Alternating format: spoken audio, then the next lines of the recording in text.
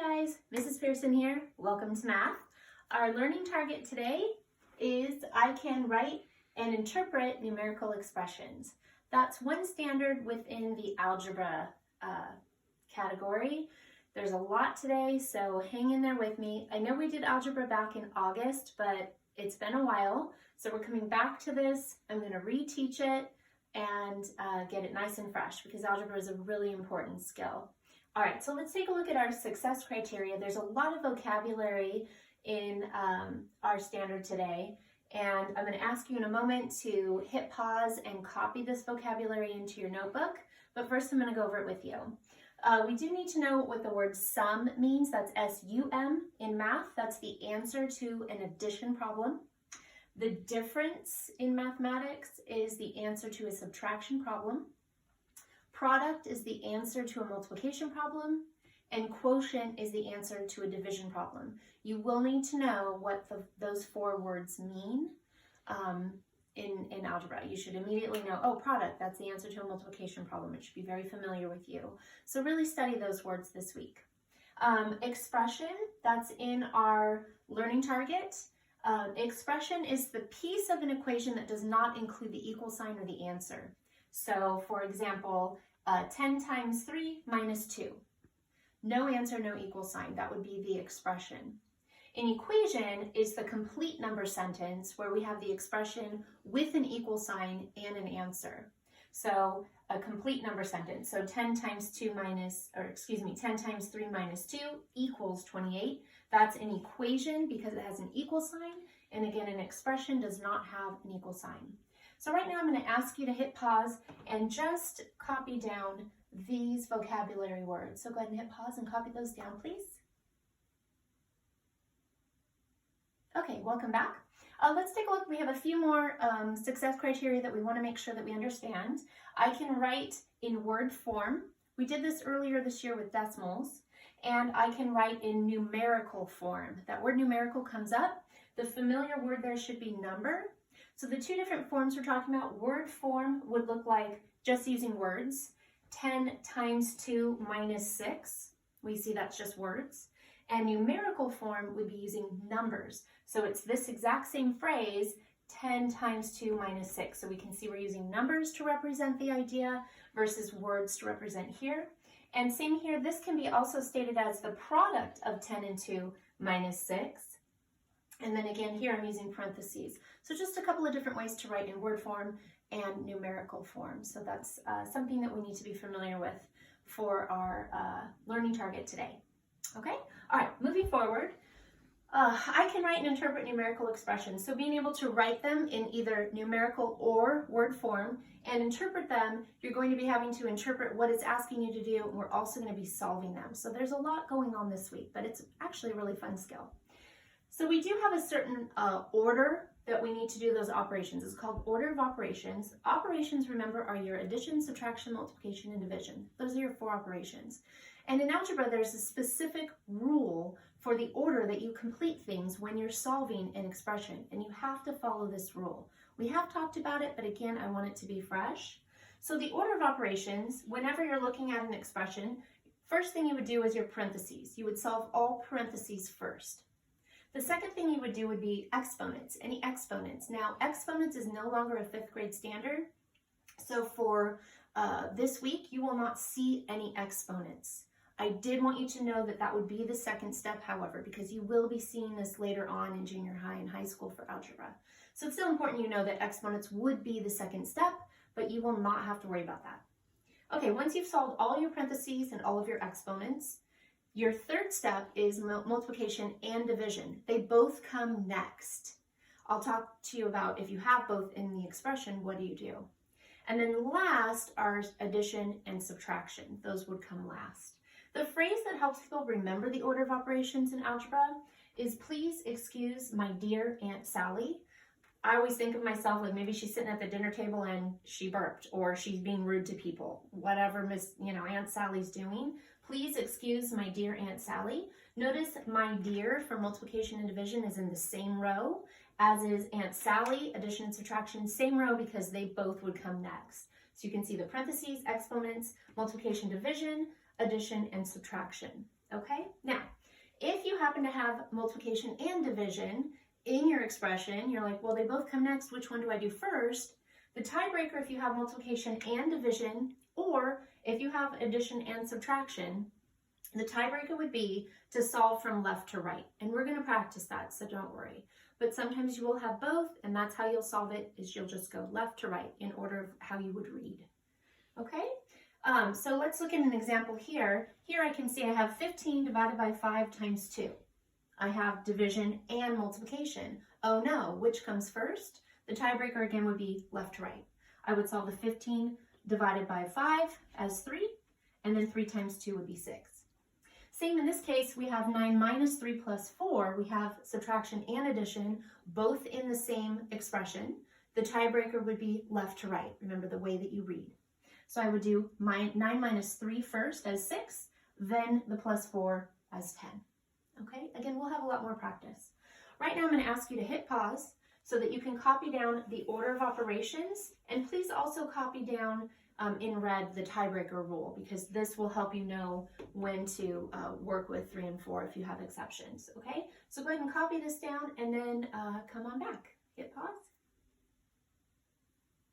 Okay, now that we've gone over our order of operations, we've gone over a lot of vocabulary, now let's practice. So the first thing that we're going to be practicing here with I can write and interpret numerical expressions is when we're given them in word form, what would that look like turning it into numerical form? We need to be able to write what that would mean, okay? So we're just going to practice a few, and you'll have more this week in the slides that I made where you'll get more chances to practice. All right, so this says 7 less than the product of 8 and 5. 7 less than the product of 8 and 5. So what I'm being asked to do is to write that as a numerical expression. Write it in number form, okay? So we know the product of 8 and 5 would be 8 times 5. And we're going to have 7 less than that. So we need to be thinking about what's coming first. What's coming first is the product of 8 and 5. So I'm going to write that first. And in algebra, anything that you want to be done first needs to have parentheses. So I'm going to place parentheses around that. The product of 8 and 5, we want 7 less than that. So that would be minus 7. We're going 7 less. So let's take a look at numerical form, see if it matches the word. 7 less than the product of 8 and 5. 7 less than the product of 8 and 5. So this would be this written in numerical form. Okay, we're going to practice. I know it might be a little confusing. Hang in there with me. All right, this one gets a little more challenging. The sum, we know that means the answer to an addition problem, of the product of 6 and 3 and the quotient of 36 and 6. I saw a lot of these on the CAS test. These do pop up, so we really want to make sure we hit this. We've got 3 different operations that I'm hearing: sum, product, and quotient, and we have to figure out what's going with what. So it sounds like I'm going to have the sum of 2 different things. I have the product of 6 and 3. I know that means multiplying. So I have the product of 6 and 3. So these 2 go together. I'm going to put parentheses. And I have the quotient of 36 and 6. So the quotient means division. And it says I'm going to have the sum of those. And we know sum means the answer to an addition problem. So let's just double check that that looks right. The sum of the product of 6 and 3 and the quotient of 36 and 6. Okay, that one's a little tricky. All right, let's try a couple more. The difference of 8 and 3 minus 2. We know the difference means the answer to a subtraction problem. Minus, we know, means subtraction. So the difference of 8 and 3, it sounds like that's what I would be doing first in this expression. So I would be solving 8 minus 3. Then it says minus 2. The difference of 8 and 3 minus 2. Okay, hang in there with me. We've got one more that we're going to practice. The product of the sum of 6 and 4 and the quotient of 12 and 6. This one's very similar to this. It's wanting me to find the product of 2 different things that I would have solved. So the product of the sum of 6 and 4, we know sum means addition. So I would be solving that first. So I need to put parentheses around that. And the quotient of 12 and 6. Quotient means answer to a division problem.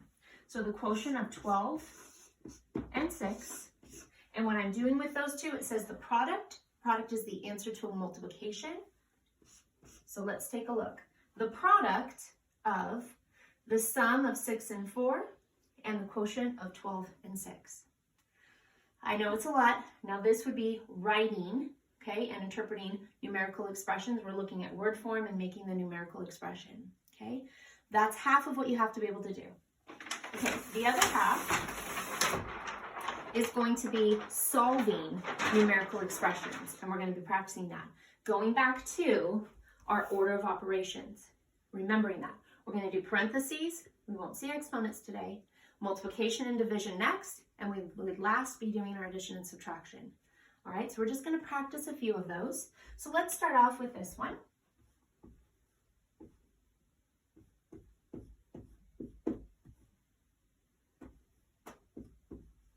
Okay, remembering that order of operations. While you're working, I highly recommend that you keep a little cheat note up in the corner of your notebook. And oftentimes our order of operation, please excuse my dear Aunt Sally, is written like this, in kind of a hierarchy, vertically. So I'm going to keep please, excuse, even though we're not going to have exponents, my dear for multiplication and division, Aunt Sally. And I'm going to just keep that in the corner so that as I'm working, I'm reminding myself of my order of operation rules. All right, so parentheses would come first. I'm going to solve all parentheses. So I like to underline what I've solved so I don't accidentally do something twice or miss something. You always want to copy your work below, so you'll be working down. I don't want you doing these mentally. I'm going to be giving you some that are simple that you can do mentally, but I want you to be in the habit of creating your work, because in mathematics, that's called your proof. And when you get to higher level algebra in junior high and high school, a lot of times your teachers are going to be giving you homework points based on your work, not based on your final answer. So I want you to create the habit of showing your work in algebra starting now, okay? So we're going to solve our parentheses. So 5 times 4 is 20. I'm not dealing with addition yet. I'm going to recopy that down. I have another parentheses. 3 times 3 is 9. So notice I'm bringing my work down and I'm bringing down things I haven't done yet. The only thing I'm left with is addition, and that's what I would do next. So my final answer would be 29. Okay, let's try some more. I'm going to keep my little notes up here in the corner. Please excuse my dear Aunt Sally.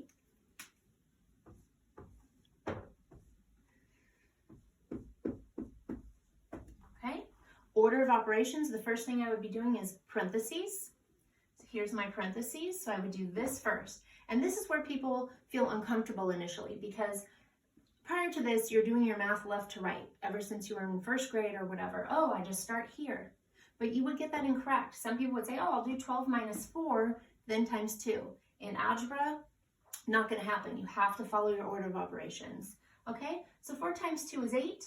I'm going to bring down the things that I have not done. All I'm left with is subtraction, and 12 minus 8 would equal 4.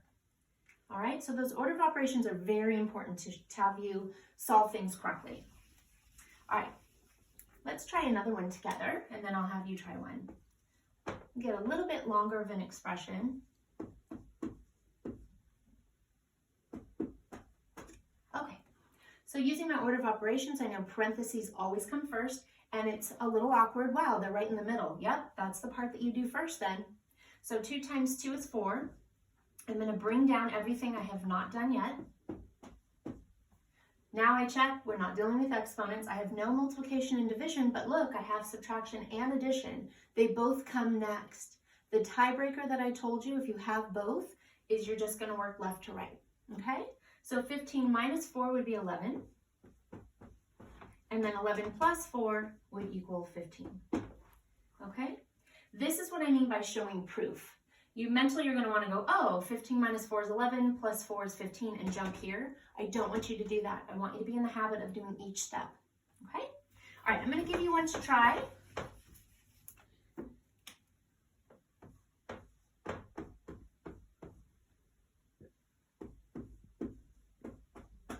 So I'm going to ask you to hit pause and go ahead and solve that using your order of operations, and then come back. Okay, welcome back. All right, if you did this correctly, you would have done the parentheses first. So we would be doing these pieces first. We have 6 times 4 is 24. I'm bringing this down. 3 times 1 is 3. I'm left with just subtraction, and you would have gotten 21. So hopefully you got 21. If not, take a look and see where it was. Maybe you made a little multiplication error. That happens. Okay, we're still going to practice a few more. Let's try this.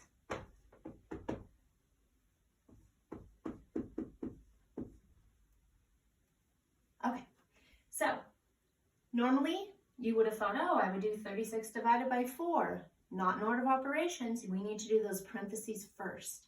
So 4 plus 2 is going to be 6. Bring down the things you have not done yet. All I'm left with is one more step, so I end up with 6.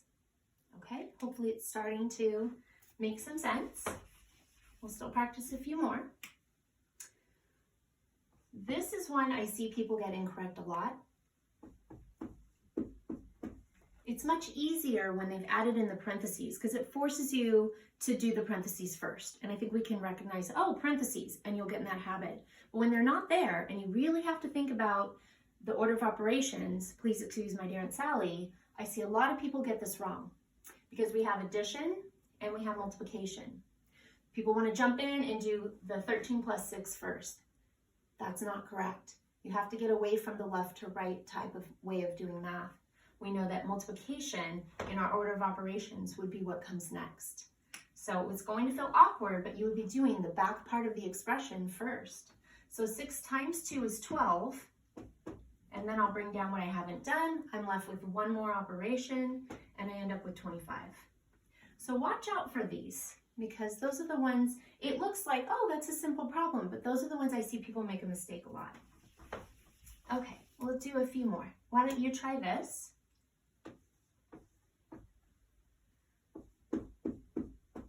Okay, watch out for that one. There's no parentheses this time, so you really have to think about the other operations. Go ahead and hit pause and see how you do on that one. Okay, welcome back. So we see we have subtraction and we have multiplication. In our order of operations, multiplication would come first.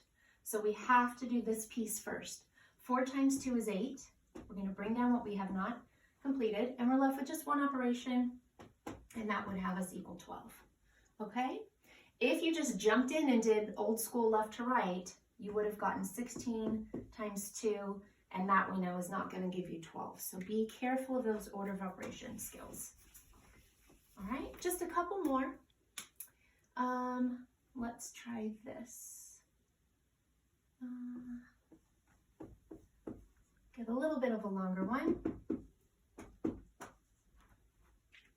All right, so let's take a look. We have subtraction, division, and addition. Okay, we don't have any parentheses, no exponents, so we're at multiplication and division. We do have a piece. It's going to feel awkward that you're doing the middle of the expression, but that's what's required.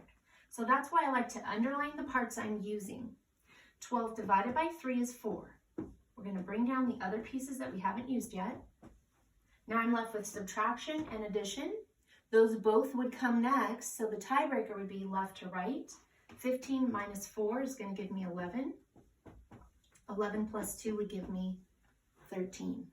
So another one that sometimes people would miss and just go left to right, and that wouldn't be accurate. Okay? We're going to do one more together, and then we'll go to our exit slip. Give you a little bit of a longer one.